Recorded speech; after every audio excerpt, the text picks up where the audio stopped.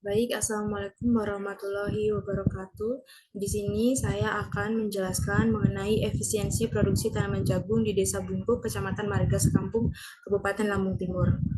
Latar belakang di sini tanaman jagung merupakan tanaman atau jenis tanaman pangan yang memiliki nilai ekonomis yang sangat tinggi, yang dilihat dari hidupnya dapat diselesaikan dalam 80 sampai 150 hari. Lampung Timur sendiri memiliki potensi dalam produksi jagung. Hal ini dapat dilihat dari jumlah produksi yang cukup besar dengan luas panen sebesar 141,879 hektar. Dilihat dari tabel Badan Pusat Statistik Provinsi Lampung pada tahun 2018. Nah, di sini Kecamatan Marga Sekampung sendiri tercatat menyumbang sebanyak 130,650 ton, memiliki peran besar dalam menyumbang hasil produk jagung di Lampung Tengah. Desa Bungku sendiri tercatat menyumbang sebesar 30,783 ton yang memiliki peran dan menyumbangkan hasil produksi jagung di Kecamatan Sekampung. Masih rendahnya produktivitas jagung kemungkinan disebabkan oleh tidak keefisiensian penggunaan faktor produksi oleh petani. Untuk mencapai tujuan efisiensi, faktor-faktor produksi yang harus digunakan secara efisien karena efisien ini juga dapat menurunkan biaya petani. Di sini saya mengambil dua rumusan masalah, yaitu yang pertama, faktor-faktor apa sajakah yang berpengaruh terhadap produksi jagung di Desa Bungkuk, dan yang kedua adalah apakah usaha tani jagung di Desa Bungkuk tersebut sudah efisien atau belum.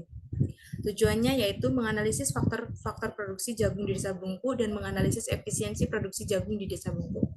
Untuk manfaatnya sendiri yaitu ada tiga, yaitu yang pertama buat petani. Penelitian ini diharapkan mampu memberikan informasi yang berguna dan bahan pertimbangan dalam mengelola usaha taninya. Untuk instansi pemerintah yaitu penentuan kebijakan terkait petani yang ada di Kabupaten Lampung Timur. Untuk penelitian lainnya yaitu sebagai referensi yang memberikan informasi usaha tani jagung yang ada di Kabupaten Lampung Timur. Teori produksi. Teori produksi menjelaskan bagaimana penggunaan input untuk menghasilkan sejumlah output tertentu dalam suatu proses produksi. Hubungan antara input dan output digambarkan lebih lanjut dengan menggunakan fungsi produksi. Dari suatu fungsi produksi akan diketahui bagaimana penambahan input sejumlah tertentu secara proporsional akan dapat menghasilkan sejumlah output tertentu.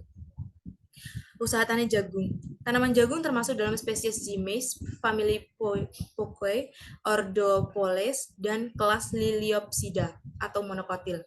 Jagung pertama kali didatangkan ke Indonesia oleh bangsa Portugis pada abad ke-17. Sejak kemunculannya, jagung telah menjadi tanaman pangan terbesar kedua setelah beras bagi para petani Indonesia. Bagi petani yang tidak bisa menanam padi, jagung menjadi salah satu alternatif untuk mendapatkan keuntungan atau menutupi kerugian. Nah, di sini ada menurut Balai Besar Pengkajian dan Pengembangan Teknologi Pertanian 2008, teknik budidaya jagung atau budidaya tanaman jagung terdiri dari penyiapan lahan, yang kedua penanaman, pemupukan, penyiangan, pengendalian hama dan penyakit, pemangkasan daun, pemanenan, dan pasca panen. Di sini kita mengambil 5 faktor yang mempengaruhi efisiensi produksi jagung, yaitu yang pertama luas lahan, yang kedua benih, yang ketiga pupuk, yang keempat pestisida, dan yang kelima tenaga kerja.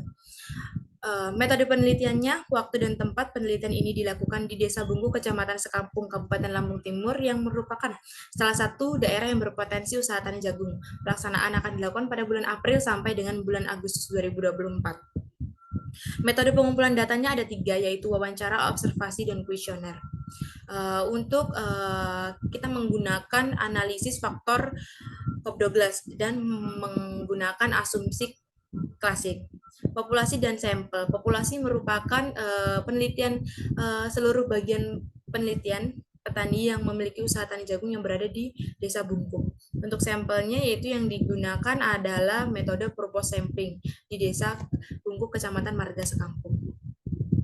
Jenis-jenis data yaitu ada dua, yaitu data primer dan data sekunder. Kita mengambil dua, yaitu mengapa mengambil dua, data primer dan data sekunder, karena di data primer tersebut kita juga membutuhkan pengamatan langsung di lapangan, pengisian kuesioner dan wawancara secara langsung. Dan data sekunder itu seperti data BPS atau BPP yang ada di daerah, seperti luas lahan dan jumlah produksi serta data-data lainnya. Terima kasih. Saya akhiri. Wassalamualaikum warahmatullahi wabarakatuh.